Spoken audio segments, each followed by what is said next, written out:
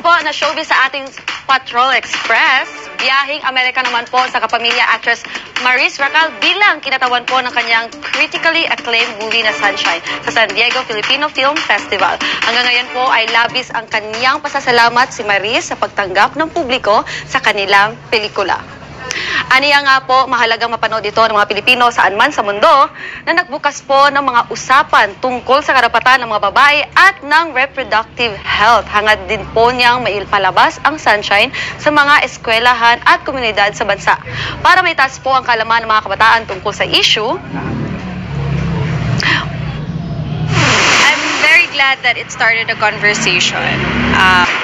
Na maalam na po ang mga karakter ni na Michael De Mesa at Andrea Brillantes sa kapamilya primetime seryeng FPJ's Batang Quiapo. Nasawi po ang mag-amang Paeng at Fatima sa gitna ng police operation para hulihin ang grupo ni Tanggol. Ang pagkamatay po ng dalawang karakter naman ang nagbigay ng pagkakataon kay Tanggol at sa kanyang grupo para makatakas. Nakapagtala ng mahigit 544,000 peak concurrent viewers sa Kapamilya Online Live ang naturang episode. Papasok naman po ang ilang bagong karakter sa bagong yugto ng serye gaya na Maris Racal at Baron Gessler. At yan ang ating Star Patrol Express sa araw na ito. Ang galing! Grabe.